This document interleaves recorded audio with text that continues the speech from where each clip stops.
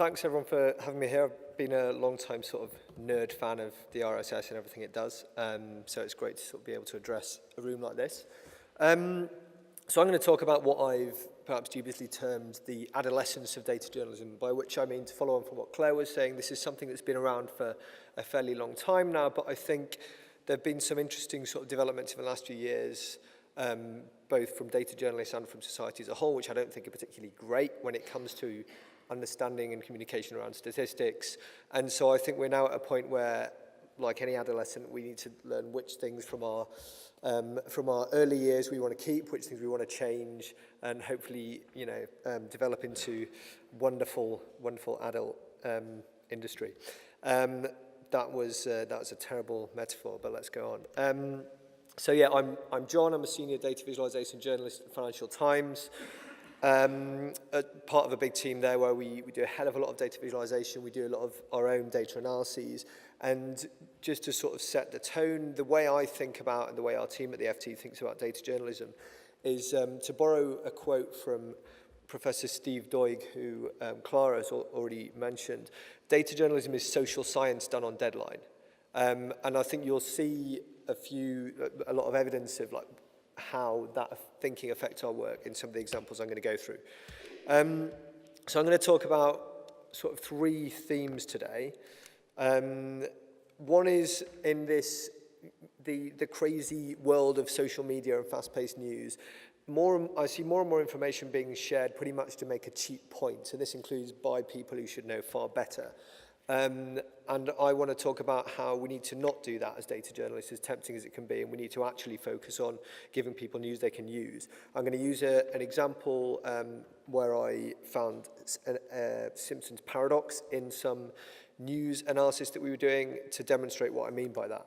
I'm then going to talk about how there's this weird obsession. I mean, it's not that weird when you consider that news includes the word new, but in all news, and including data journalism, there's often an obsession, an insistence to only analyze the latest data and not to actually look back and start thinking about how change in the past could affect something that's happened today and that kind of thing. And I'll talk about an example there. And I'm then going to talk about, sort of take on the conversation a bit from what people have been saying already about the need to to allow people to see themselves in data and how that makes the communication and memorability of statistics much more effective. So first of all, this point that I want data journalism to be meaningful, not just for individuals, but for society. I want it to be helpful and useful and not just about cheap point scoring. So the German election in 2017 was a big event for us at the FT.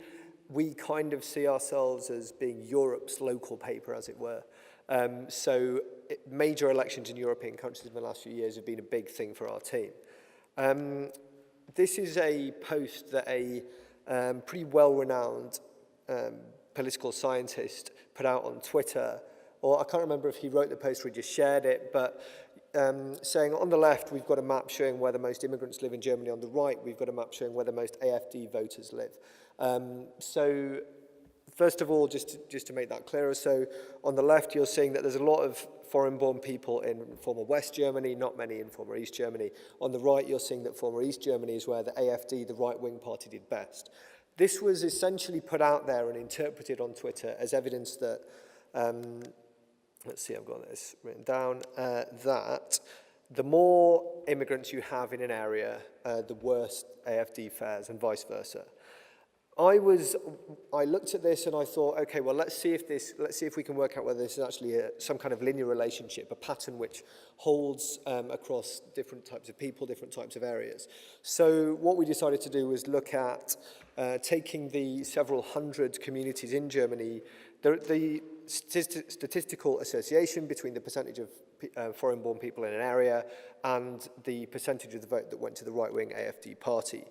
I'll just quickly explain what you're seeing here. So along the horizontal axis, we've got the percentage of people in an area who are first or second generation migrants, going from low to high, left to right, and then vertically is the share of the vote that AfD got. So when you just put all the communities in the country on a chart, it looks kind of like that hypothesis holds. So the more migrants you've got, the more immigrants you've got in an area, the worse the AFD, the right-wing AFD fared. So that would support the idea of the contact hypothesis, whereby exposure to people from different backgrounds makes you more willing to accept them, welcome them, and so on.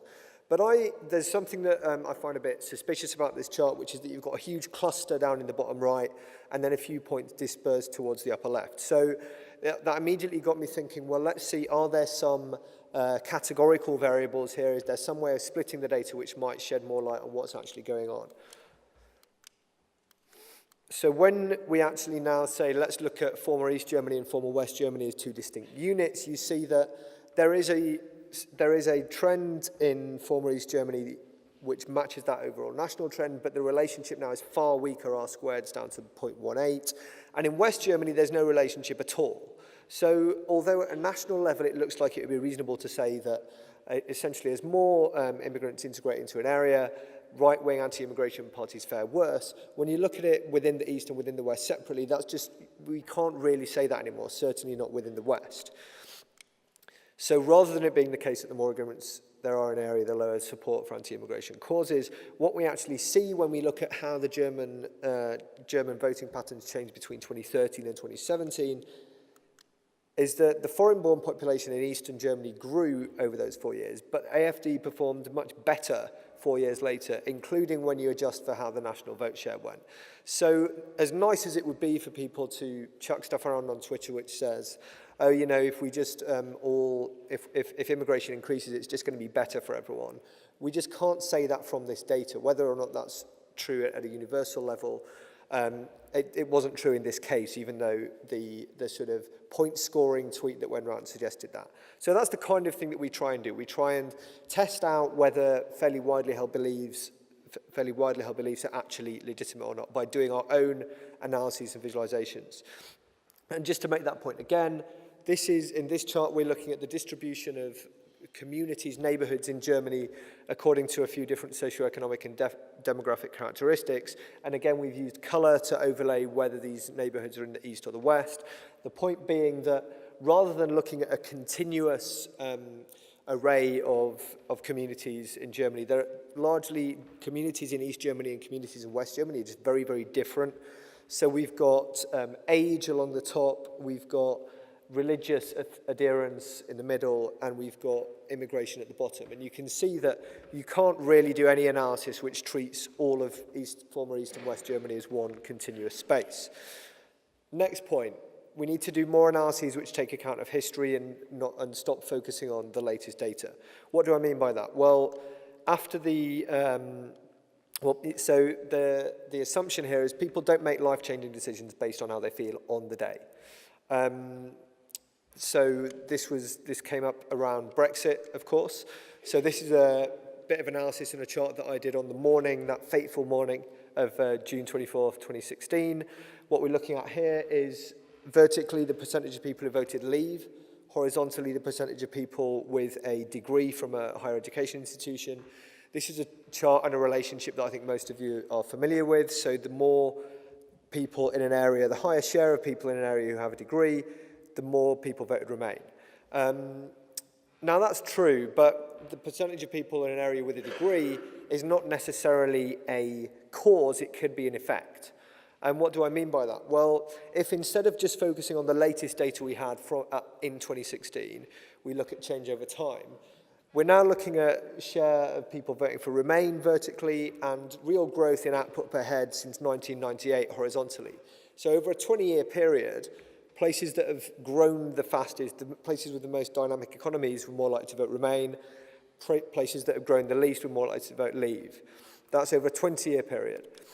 Another one, the growth in the share of population with degrees, horizontally this time over 20 years, and the share of people voting Remain. So it's not just about how things looked on that day. We can clearly see that there have been shifts going on over 20 years or more, which have affected, could have affected how the vote went in June 2016 and could have affected the end point of the percentage of people in an area with a degree.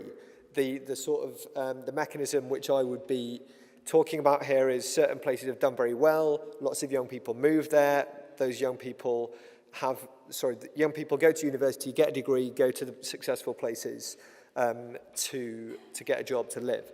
So we need to be thinking about much longer context and not just saying, here's what the latest set of figures released from the ONS show us. We need to explain to people why, what's going on, give people a better understanding of the world around them, the world they live in, and not just say, here's what the latest numbers are. So less what and more why. Our job as data journalists isn't to give people ammunition for point scoring on Twitter, it's to give people news they can use. Finally, onto the point that a few people have already mentioned about the need to make data more human. So I'm just going to show an example of what a couple of people have already shown in terms of getting more granular with data to allow people to find themselves in data. And I think this is important not just for individuals who read newspapers, sort of members of local communities, but also for stakeholders, for governments, for businesses to better understand the country that they're operating in. So we've got a chart here which at the moment just shows the UK national average weekly household income after adjusting for housing costs. It's about £500. What we can do now is overlay regional averages on there. So this is already a better bit of information, more information than we had previously. We can see that the southeast is the richest area in the country. We can see that the northeast is the poorest. We can see that other places are distributed in between. We can still do better than that. So let's now look at the maximum and minimum household income after housing costs in each of those areas. So now we get additional information. We can see that places like London and the southeast have across a huge spectrum of incomes, and it's not as simple as saying the southeast is the richest, London is second richest, and so on. We can obviously go further again, and now I'm going to show the distribution of very small neighbourhood units within each of those ranges, and we get more information again. So we can see that in London, rather than London just being this wealthy Singapore-esque sort of city-state, more than a third of Londoners have household income below the national average. This is really important, not just to allow people to see themselves in the data and say, hey, I live in London, I'm not super rich, where am I in the data? They can now see that. But also it allows councils, it allows other officials to better make policy which caters to the full range of types of people who live in their area, not just the single average. These are a couple of maps from a piece the BBC and Clara's team and colleagues worked on recently, showing how house prices have changed over the last 10 years across the UK. Again, read a lot of the broadsheets and you just get the idea that there's this single national uniform housing crisis and that prices are rocketing everywhere and it costs several avocado toasts to buy a house anywhere now. But what we can see is that in large parts of the country, in most of the country, in fact, house prices haven't increased. And again, this allows people who've had that personal experience but only ever hear about soaring house prices to see themselves in the data, to feel represented, to be able to trust the media. Another one, a piece that I worked on with my colleague, fantastic reporter Sarah O'Connor, was looking at Blackpool as a case study for parts of Britain which have been, to use a term which is a bit controversial, left behind, places where things aren't going well. This is an example of how a holistic approach, on-the-ground reporting, photography and data all combine to make a story much more powerful. There's a hell of a lot of data that I went through and we used in this story showing why Blackpool is struggling. This is one example. So we're looking at the fact that between 2001 and 2011 censuses, Blackpool was a net importer of people who have whose life is limited by illness and of people who are unemployed or work in very low-paid jobs. And it's an exporter of people in good jobs and good health. That's a very striking statistic, but it's much more powerful when you can add to it, for example, photographs of some of the people in these stories, some of the people who moved to Blackpool with no job and no prospects.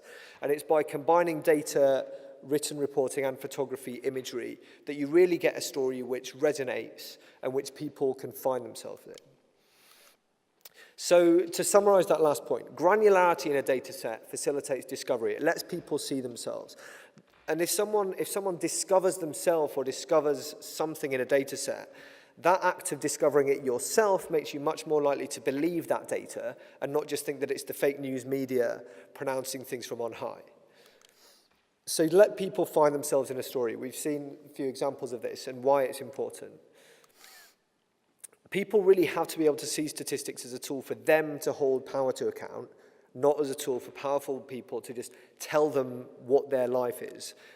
We saw with the Remain campaign, it's no good saying to people, oh, GDP will be hit, we'll lose, as a national economy, we will lose out in the event of Brexit. Because if people have got used to several years of hearing that GDP has gone up when their life feels pretty crap, then they're going to think two things. They're going to think, one, that argument is meaningless to me. And two, if that's true, then that kind of tells me that the same thing is going to continue and other people, not me, are going to do well or badly, and none of this has any meaning for me. So you've got to let people see data as something for them to use to better understand their world and better hold people to account, and not as a thing that, experts, to use that horrible Govism, just use to punch down.